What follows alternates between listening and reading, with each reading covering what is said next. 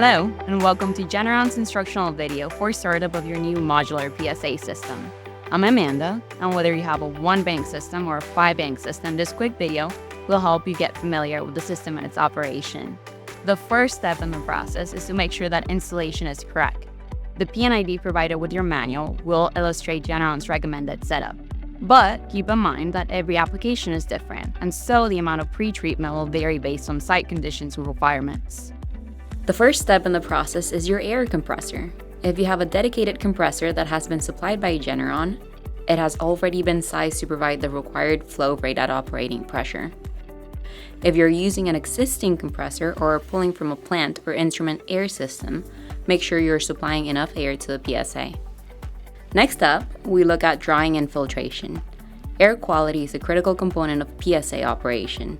Feed air must meet ISO 8573-1 2010 Class 141. These particle, humidity, and oil level requirements are outlined in your manual. Supplying dry, clean air to your PSA will protect the CMS and ensure performance for many years to come. To achieve this, we recommend the following: a moisture separator, a 1-micron coalescing filter, a refrigerated air dryer, and a 0.01 micron coalescing filter, and an activated carbon filter. The final components we need to look at before hitting that start button are your tanks. Out of the 4 present on the PNID, 2 are non-negotiable for PSA operation. All Generon modular PSAs require an air buffer and a nitrogen buffer. The air buffer tank buffers air demand of the PSA during pressurization cycles. It also equalizes the load on the air compressor.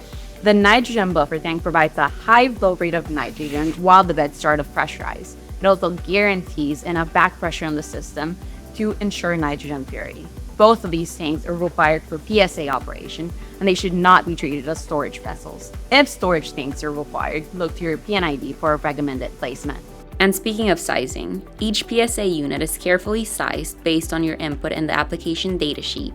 Because these systems are sensitive to pressure, flow rate, and temperature, these have to be consistent when the unit is in operation.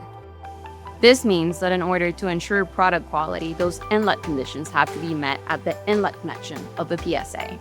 Now that we've looked at your setup, we can get to the good stuff. Here's your modular PSA unit. Just so you get a more general idea of the layout, let's look at some of its main components.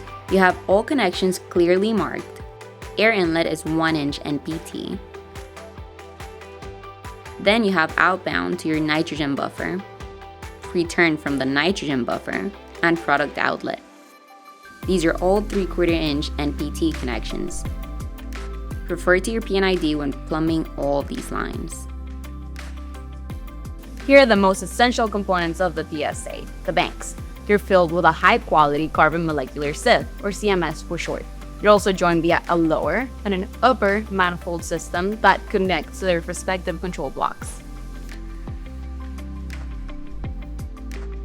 This is the air control block with all associated valves and instruments. This is also where you can find the muffler, which is one of the few maintenance items in your PSA. This is your nitrogen control block, which is the last stop before nitrogen exits the PSA. And this is your electrical panel. Now that you're familiar with your PSA, we're ready to start the system. This is your typical HMI home screen. It is where you can find system status indicators and buttons.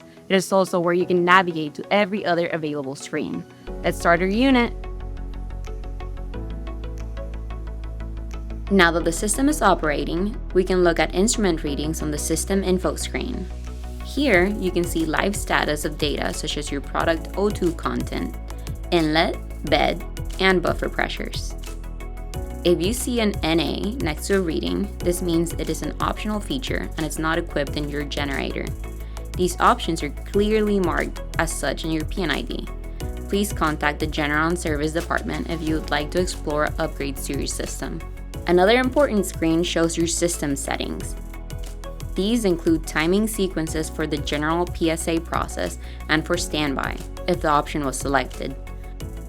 We also have the range settings screen, where we specify all instrument ranges. These are set by Generon and should not be tampered with. Next up is the trends screen. where an operator can view all available PSA pressure, temperature, flow, and O2 concentration trends. Keep in mind, some of these readings do not come standard with a base PSA model. Next, we'll look at the alarm and shutdown settings screen. This is where all alarm and shutdown functions are specified. You can navigate through all three screens with the next and back buttons, but the set points should not be modified unless impact to the system has been evaluated. Any readings that fall outside of these specified ranges will be recorded in the alarm list screen. We have provided you with troubleshooting tips for common alarms in your manual. One such alarm is high O2 content. If you want to validate your oxygen analyzer reading, you can use a calibrated gas at your span connection. You would then turn the three-way valve to span and wait until the reading steadies.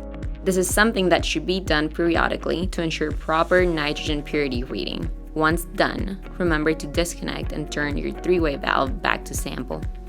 It is important to know that if your system has just started production, it will take some hours for your nitrogen buffer to purge out all existing air and have pure enough nitrogen to go on spec and deliver product. Now let's go through your shutdown procedure. It is as easy as pressing the stop button. This will close all of your valves and will stop nitrogen production. If your system is going to be down for an extended amount of time and you would like to preserve nitrogen purity in your buffer tank and circumvent the need for that initial purge time wait of about 2 hours, then we recommend installing isolation valves before and after your buffer. So these would be closed when the system's off, but remember to open them once the system's back online. If an uncontrolled shutdown must occur for any unusual circumstance, such as loss of power or the screen going black, then PSAs are also equipped with a physical emergency stop. This button should only be pushed in such an occasion. One last thing before we sign off. Maintenance is critical for PSA performance. Pre-treatment items such as your filters should be opened up and inspected at least quarterly to ensure that only clean, dry air is making it to your PSA. Verifying the calibration of your oxygen analyzer and inspecting your muffler elements are some of the actions that should be taken per the maintenance schedule provided in your manual. And this concludes your video. Please contact the Generon Service Department at the number below for any questions or concerns regarding your PSA.